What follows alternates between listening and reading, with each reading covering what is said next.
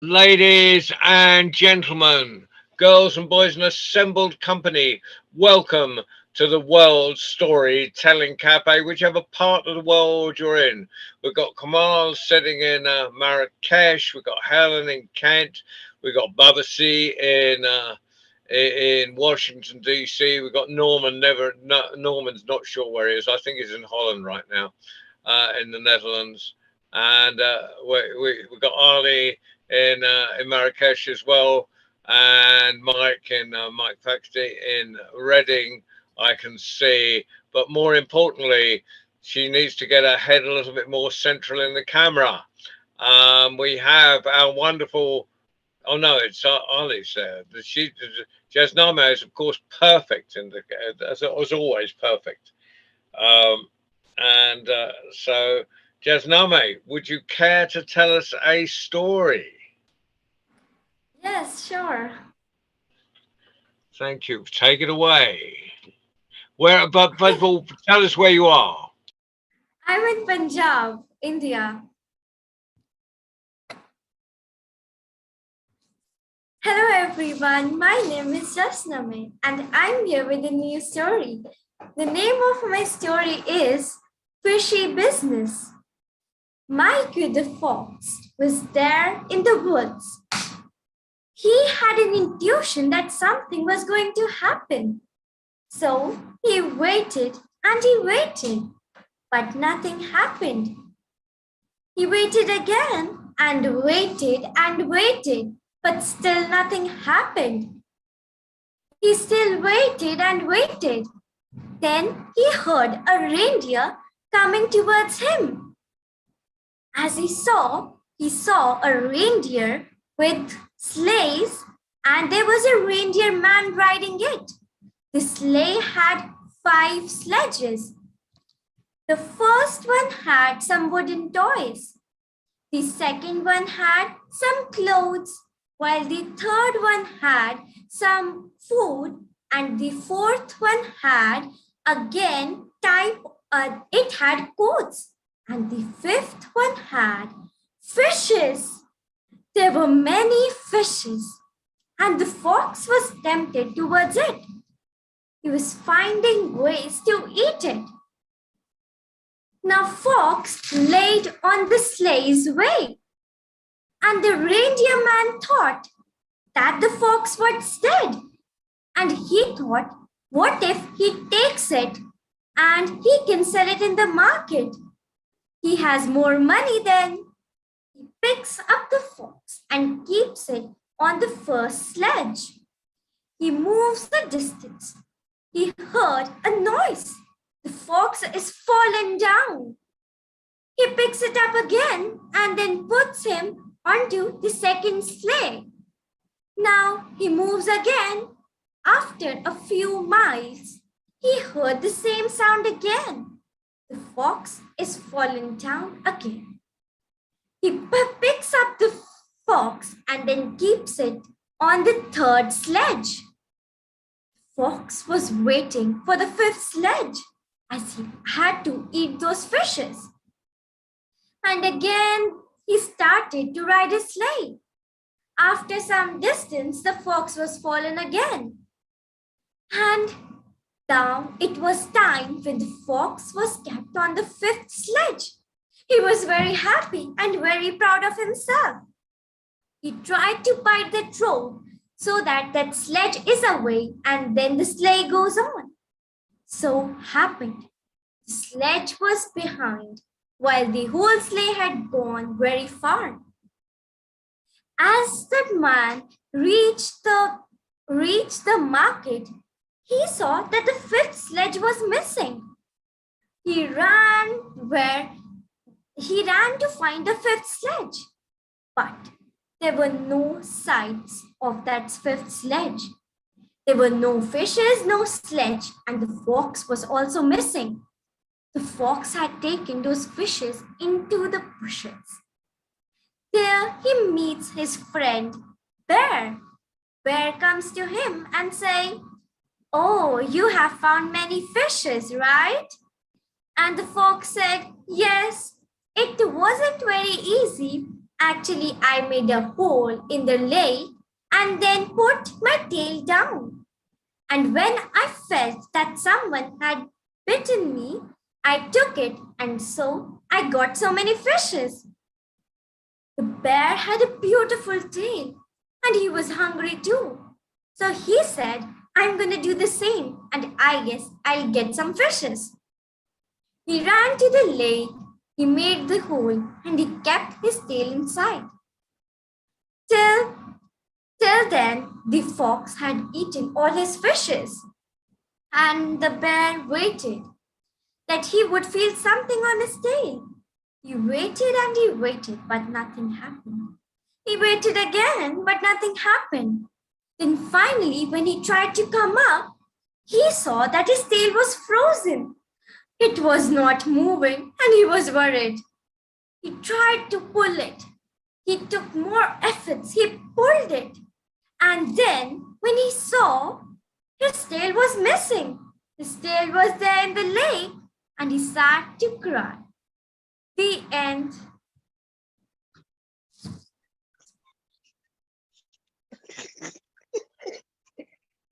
I closed the camera.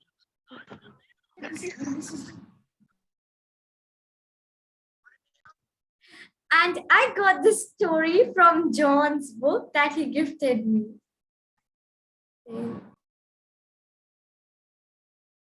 How does it feel to be an internationally acclaimed storyteller at 13?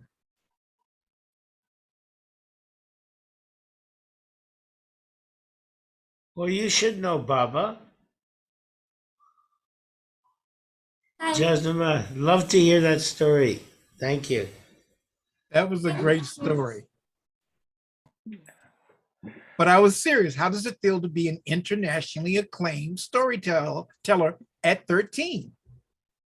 You don't have to be modest. Does it feel good or not? Yes, it feels good. All right. You must have forgotten what it was like, Bubba C. Oh, I remember 13 and 11. Oh. But the statute of limitations isn't up, so I can't talk about it. Reason you're not being quiet is because I was on mute. Mike and Bubba C, could we make room for the next teller? Toyib I saw his face just now. Toyib, have I got that pronounced right?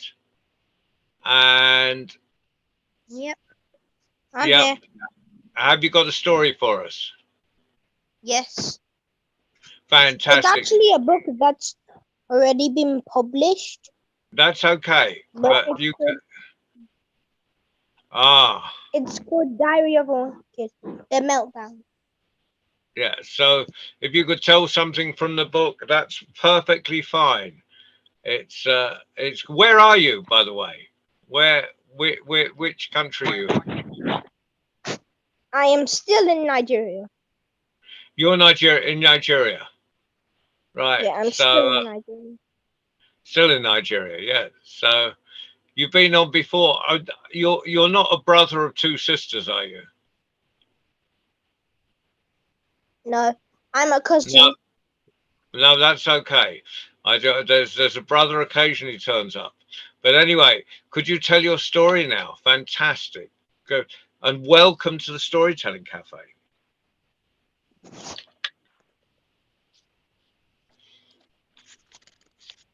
Chapter 1. Monday. Everybody in my neighborhood is outside today, enjoying the warm weather and sunshine. Well, everybody except me. It's kind of hard to enjoy a heat wave when it's in the middle of winter. People are calling this wacky weather, but it just doesn't feel right. Maybe I'm old-fashioned, but I think it should be cold in the winter and hot in the summer. I've heard the whole planet is warming up, and that human beings are the reason. But don't blame me, because I just got here. If the world is getting hotter, I hope it doesn't happen too fast, because if things keep up at this rate, I'll be riding a camel to high school. Excuse me.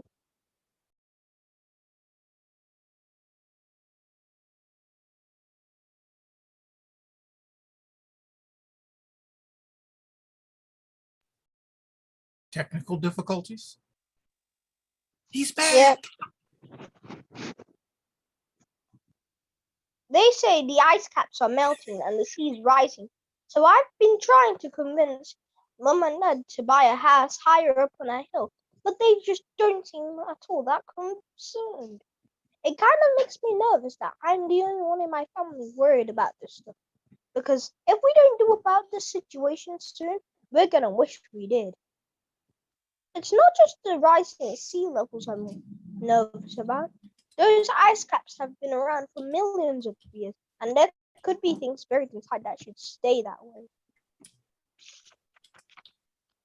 I saw a movie about a caveman who got frozen in ice, but when it melted thousands of years later, he was still alive. So I don't know if that kind of thing could happen in real life. But if there are unfrozen cavemen walking around these days, the night janitor at my school might be one of them. If we do figure out a way of this climate mess, it's probably going to be someone from my generation who solves it. That's why I'm always nice to the smart kids, because they're the ones who are always going to save our butts. Whatever the answer is, I guarantee you technology is going to be the key. Grown-ups are saying too much technology is bad for children, but I say the more, the better. In fact, as soon as I can afford one of those high-tech toilets, that learns all your habits, I'm going to get the most expensive model.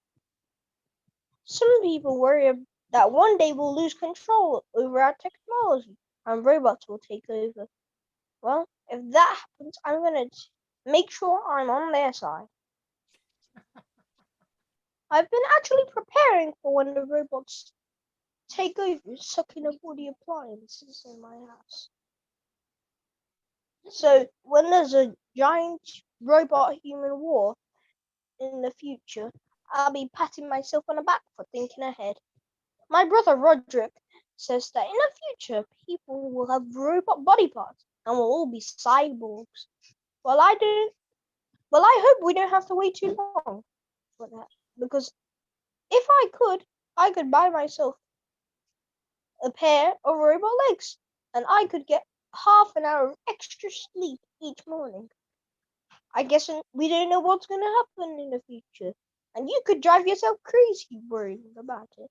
Even if we solve all the problems we have right now, some new thing will come along, and we'll have to deal with that.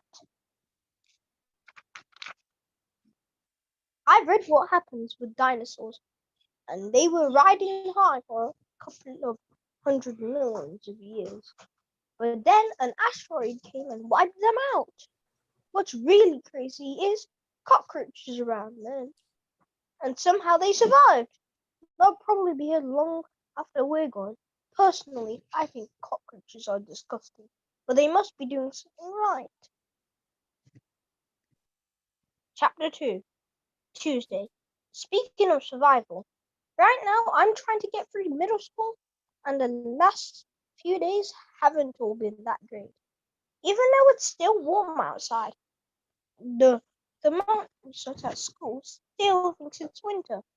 So the furnace is on full blast all day, which makes it hard to concentrate in class.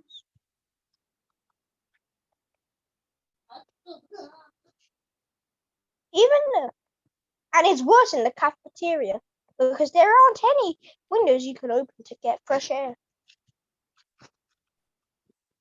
The heat has been frying my brain, and I've been forgetting when my homework is due. I forgot one really big one today, which was my country project for the international showcase. Back in November, everyone had to choose a country to do a report on. I picked Italy because I'm a huge pizza fan. But it turns out Italy was a really popular choice, so my social study teachers had to join names to decide who got it. And she chose Dennis Tractor, which isn't even fair because he's lactose intolerant and he can't even eat cheese. So the teacher assigned me Malta, which I didn't even know was a country. Anyway, that was 2 months ago. I didn't give my country project a second thought until today, And the only reason I remembered was because everybody was wearing weird clothes when I was at school. I probably should have realized it was International Showcase Day. When my friend Rowley came up to get me for school, he's always getting a crazy get-up from his home clothes. But he's always doing strange stuff, so I barely even noticed. In the homeroom, I took a look at Rowley's project to see how much work was involved, and that's when I started to panic. His report looked like it took a ton of time, and it was pretty obvious his parents had been helping him with it. Of course, Rowley had actually been to the country, so I'm sure that made it a whole lot easier for him. That's some of the book. It's a really long book. I don't think I can read the whole book. What is the name of the book again? Diary of a Wimpy Kid: The Meltdown. Oh, The yeah. Wimpy Kid Meltdown. That's part of a series. Yeah, you read that incredibly well with the maximum beautiful expression in it. Thank you. Now I don't know who's on the end of Huawei Y9 Prime 2019. I don't know if you're a young teller or an ancient like Norman and Babasi and myself and Mike, or even a less ancient like Helen.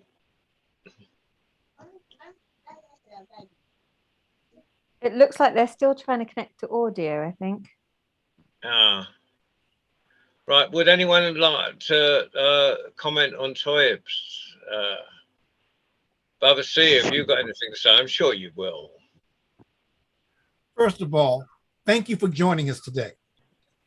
You have a wonderful voice, and I like the way you read the story. I like the way your voice changes as you tell the story, and that was great. The only thing is that please, next time, let us see more of your face. You have a wonderful voice, but the face and the voice together, superb. So thank you very much. Helen, have you got anything to say to either our young tellers? I love the energy of their stories, and I felt as if I was being transported to two very different worlds. And I loved the just again the expression behind all of the parts. I think both tellers did really well to find the humor in the stories, and I really enjoyed that. So thank you very much for your energy and your time. Hey, John, you're going to get me in trouble. I didn't comment on Jasna May. Well, you did before that, but I did. You're allowed to. You're allowed to comment twice on her. Okay, Jasna May, as always, your story and the way you told it was absolutely intriguing and entertaining. And I happened to tell a story similar to the one you told about the fox and the bear.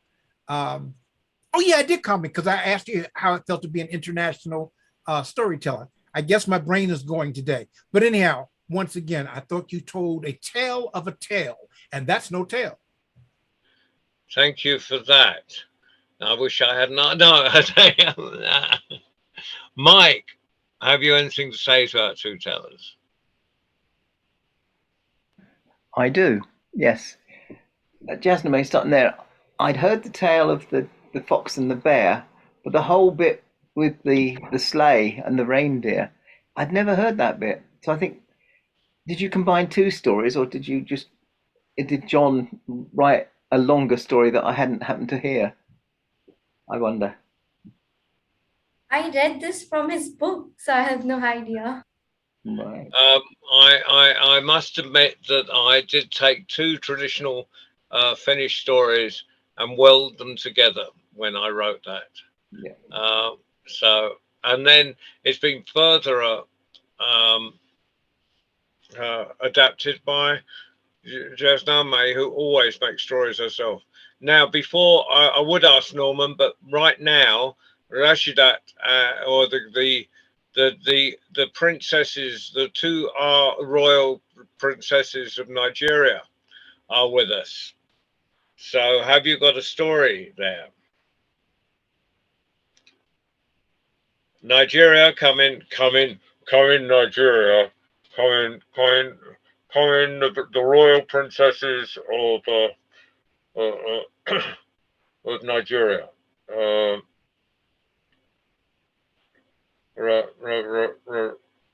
Come in.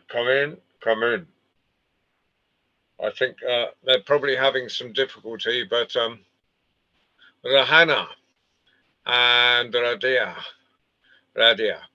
and Radia, how would you like to appear on the screen and tell us a story?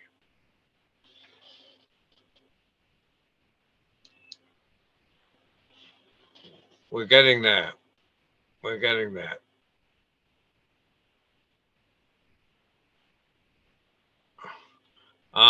There's Kamal on the Prime 2019. Hello, Kamal. We're just waiting for Rahana and Radia to join us.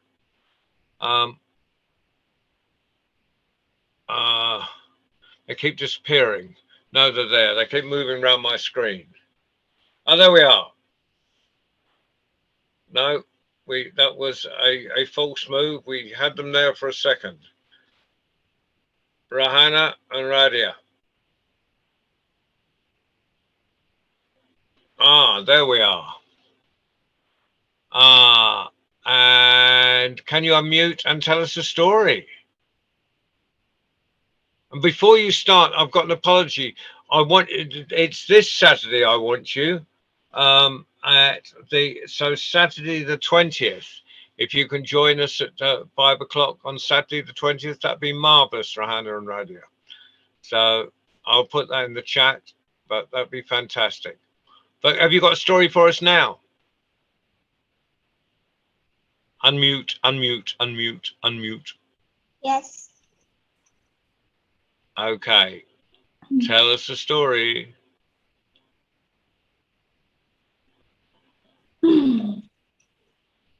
Good evening. My name is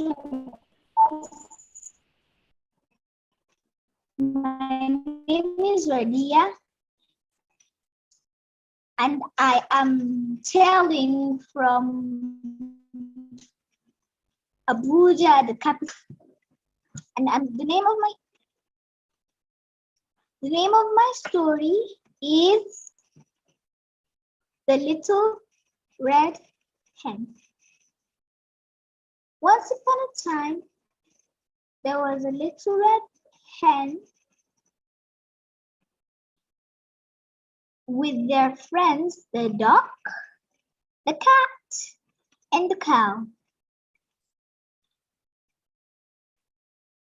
But the four friends, the duck, the cat, and the cow, didn't really spend much time with the hen. So they often didn't allow the hen to participate in their activities.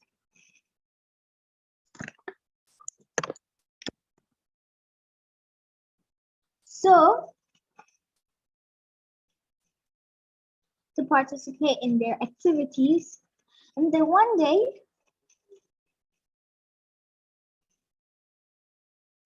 the hen saw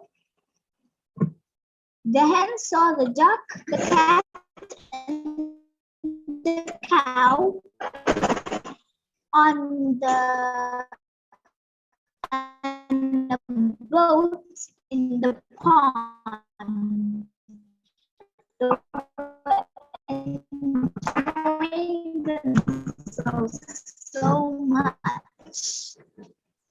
The hen wanted to enjoy herself too. Can I please join you? But beyond if they're enjoying it. So the hen thought of a plan. Then she got an idea. She went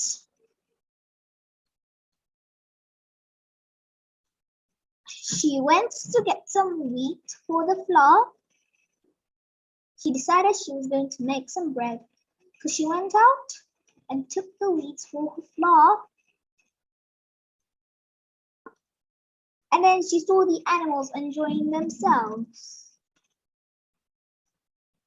They were having a picnic. And so she wanted to test them. Can I join you? And can you help me with my wheat? So I can share with you what I make. The other animal said, I'm sorry, hen. The food is only enough for three. And then, would we rather enjoy ourselves or help you with the wheat?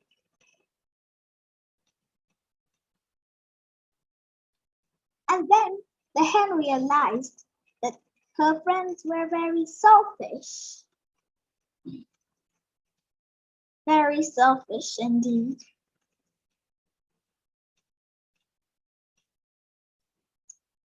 So she went to go buy some milk, and she saw them. They were in the fun fair close by to the grocery where she was going to buy the milk. And then she called them. Hello, can you please come and help me to buy some milk? And can I join you in the fun fair? And then they replied, excuse me, we're having lots of fun here. If you like, come join us. If you like, stay there and buy your boring old milk. They laughed. So she was baking her bread, and then she asked the three friends, please come and help me to beat my wheat. And then they said, not me, I wouldn't help you, said the duck. Not me, I wouldn't help you too, said the cat. Not me, I wouldn't help you, said the cow. And then so she made her things by herself. The only people that helped her was her chicks. Were her chicks.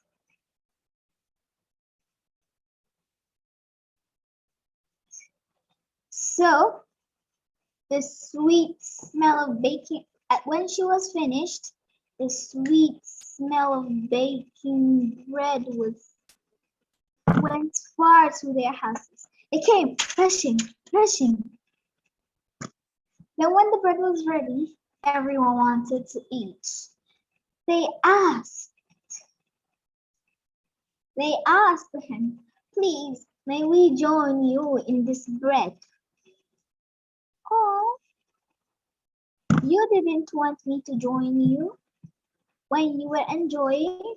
You didn't want to help me while I was buying my milk, and you didn't want me to join you when you were in the fun fair, and you didn't want to join me when I was making my bread. So you wouldn't really want to join me while I'm eating my bread. So her and her chicks ate the bread, and the three friends learned their lesson not to be selfish.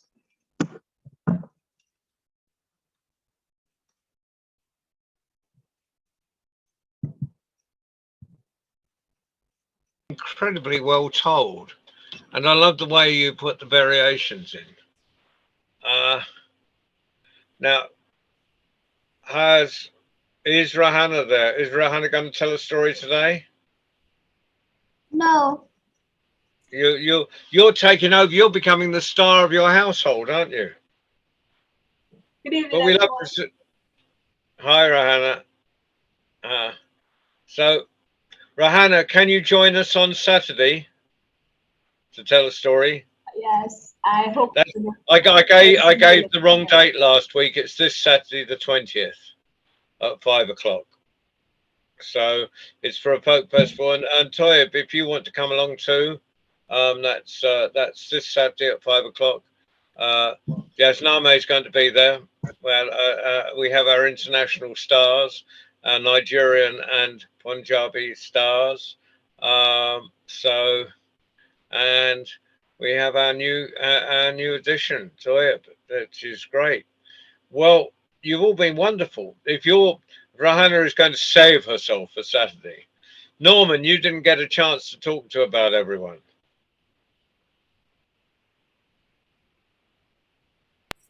Thank you, John. Yeah. Yeah, and I don't mind holding on. I thought everyone, the story told by Toya, I really liked the lively way you told it. And you read it not as if you're reading from a page. I felt it was like it was happening to you yourself. So it was quite lively. And this is, I think, what they call making the story your own. So it was quite good.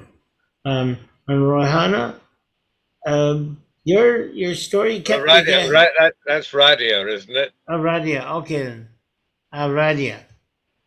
The I liked the way your story was dancing all around, and as John said, variants were added to it. So it made a familiar story quite fresh.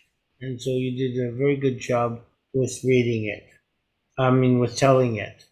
And that's pretty well all I have, because the other things have been said already. And I just say I've enjoyed both of you telling and listening to the stories all the way from the Netherlands.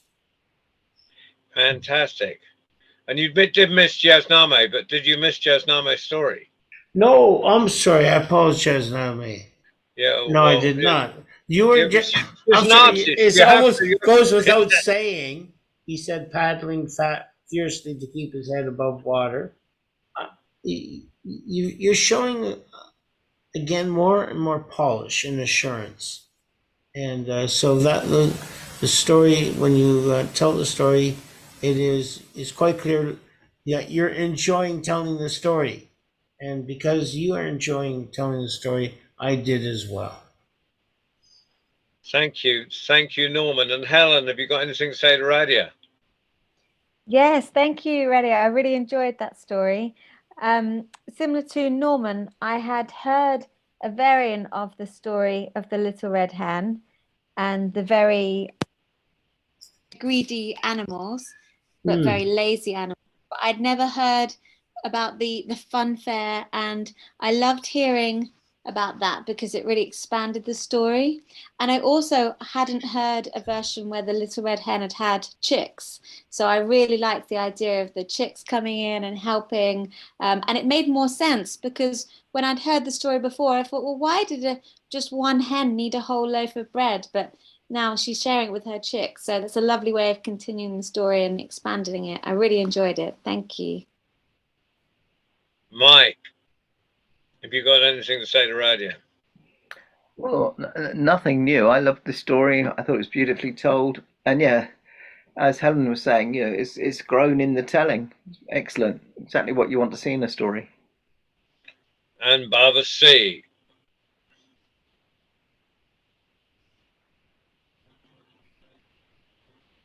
Princess R, you were magnificent. I love your growing confidence and the way you use your voice to tell the story. And I'm always amazed. In fact, I'm always amazed with all of our young tellers. And I love watching them bloom as it is, because you're becoming better and better with each time you tell the tales you tell. And that's no tale at all. Thank you. Thank you, Baba C.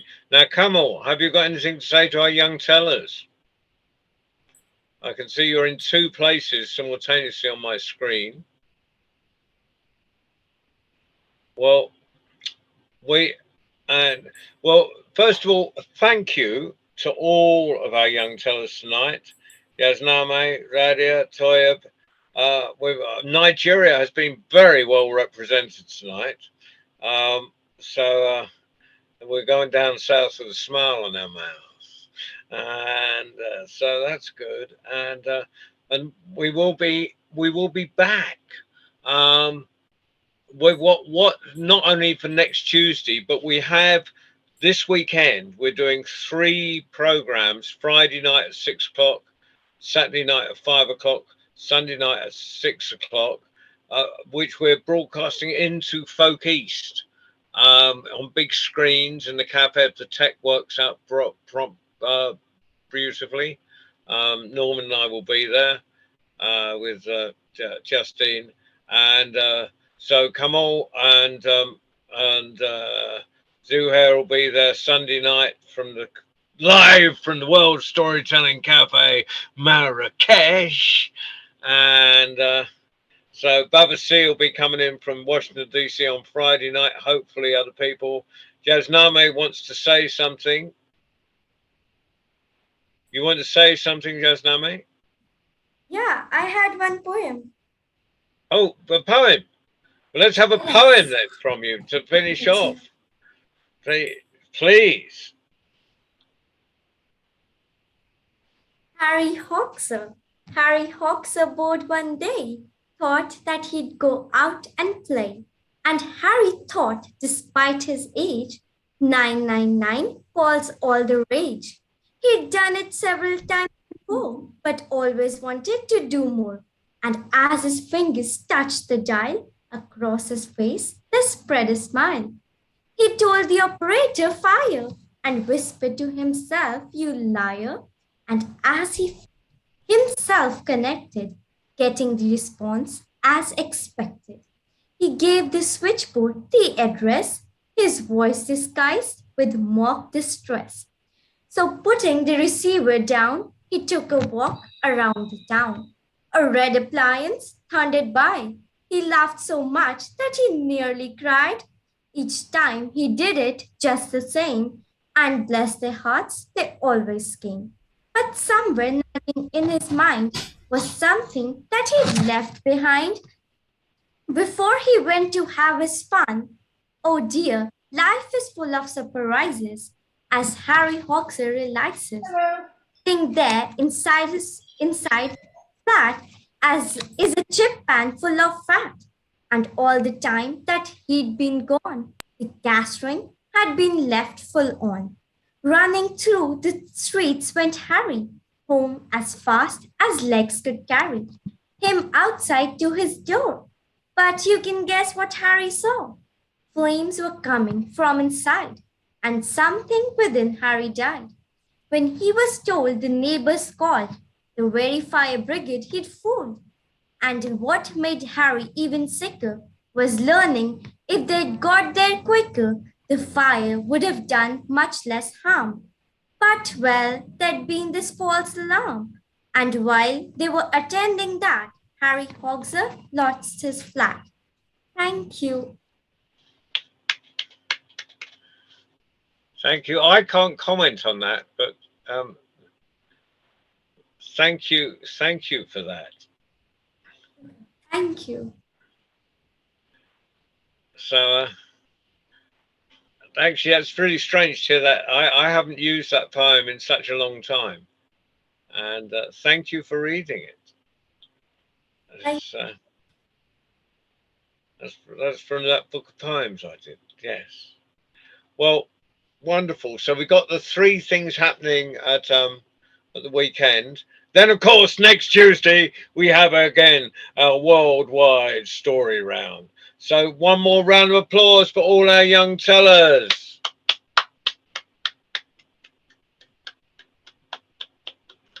And thank you. And a round of applause, actually, for all our adults that come and support them. So, young tellers, maybe you could clap the adults, and we'll smile in that way of ours. Meanwhile, thank you, Kamal and Ali, for driving the magic carpet, and I see you've got the cafe behind you, Kamal, there. Always worth a pop in if you're in Marrakesh. Marvelous vegan food there. Right, that's this World Storytelling Cafe. Right, meanwhile, good night, everybody. We'll see you later in the week. Bye-bye. Good night and be well. And my sister will pick you up at the airport on tomorrow. But you might have to wait a while because she's got a, but you know, better that than have to get public transport. Okay. Don't worry, I'm practicing for the World Thumb Twiddling Championship, so I should do all right. Okay. See you then. Bye. To be Toyib, continued. it's been brilliant having you on. Do come and visit us again. Thank you. Have a good Bye. evening. Thank you. Bye-bye. Take care. Bye-bye. Until the next time. Bye. Don't be a stranger.